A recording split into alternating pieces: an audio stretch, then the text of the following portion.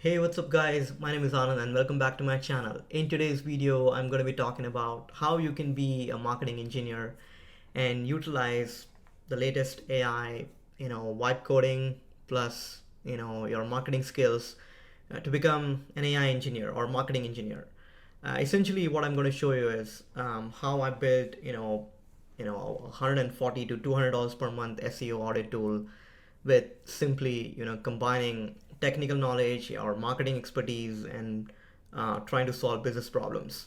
Now, this is becoming more and more common where you have a problem in your marketing stack or in your marketing operations, and then you use tools like Semrush, Ahrefs, and pay like $200 a month. You keep on buying these new subscriptions, and then later on realize that you're not really using it to the fullest extent, or those tools are not really customized for your needs. So in this example, I'm going to show you like how you can try to build your own products. Now, do know that this is not a replacement of your marketing stack. This is more about how you can think creatively to either work on an MVP, or it can be more about understanding pain points in your existing operations and see if you can build a tool that can do low level stuff, and then if it makes sense, you can buy the product or you can continue building on your own, right? That's the goal over here. Anyway, so the next one is basically you will be learning what an SEO audit tool actually checks and what's free, and then how you can build a full stack application step by step to solve that problem, and where exactly it will be beat like paid tools and where it doesn't, right? So that's like the goal. Now, for developers, founders, and marketing engineers, um, the goal is to learn about identifying the problem, using a tech stack, and then building a product that can solve a pain point.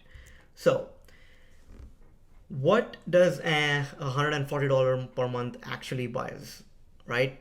It basically gives something like a performance metric like core web vitals or speed. It provides like on-page analysis like titles, meta description, H1 and schema. It will give you information about like crawlability and reporting, right? So these are like the four buckets when it comes to an SEO tool. And we are going to try to replicate that or mimic that in an actual product.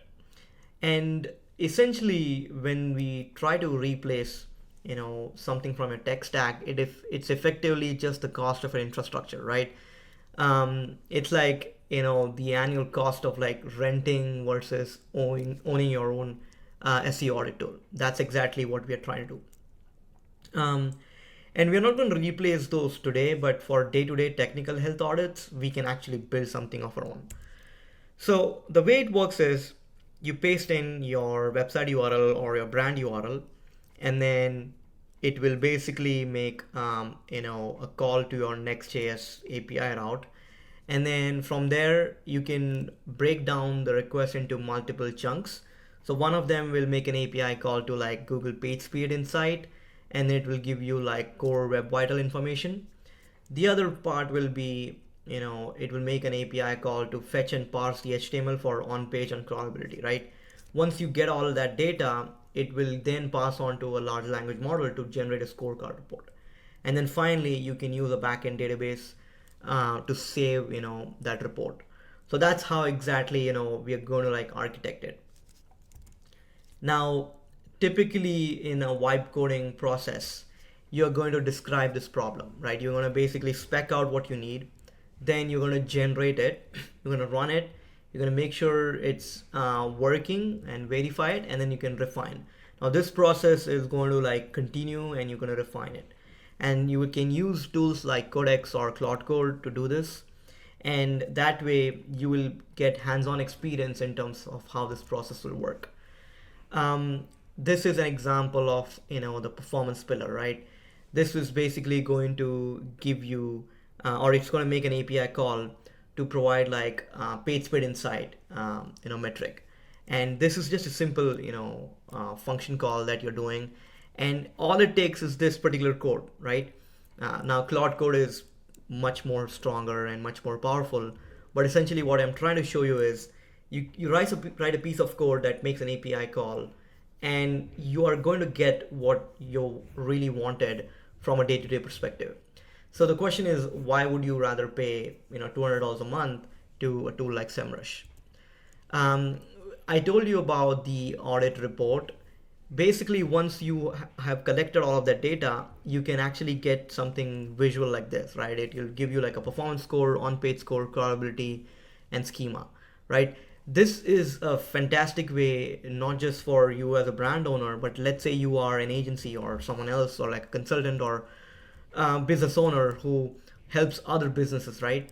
You can build your own audit reporting tool, and that way you're trying to create your own branded features and functionality that will help your customers. That's the idea behind building your own product. And if you think about your tool versus other mainstream tools out there, it's essentially free, right? It's just the cost that you're going to pay for APIs and for hosting it. Although the only challenge is that you won't have like a backlink database, you won't have the capacity to crawl like 100,000 pages. But keep in mind that these are all incremental updates that you can always make. Once you have that minimum viable product, you can actually take it further. You can subscribe to NeonDB or Supabase or something like that. It will give you authentication plus saved history, right? You can do scheduled runs or alerts for monitoring. You can then polish it further to provide like reports and PDF. And that's your micro SaaS you can then charge for to your customers, right? So that's how you can actually go step by step. And essentially, what I'm trying to get at is paid tools is equal to checklist on free Google data, right? You can actually get a lot of data from Google. And and like I said, try to reverse engineer what a paid tool does. What are the core functionality? And then just describe the problem to Claude Code or Codex, and it should give you a fairly good idea in terms of how you can, build it.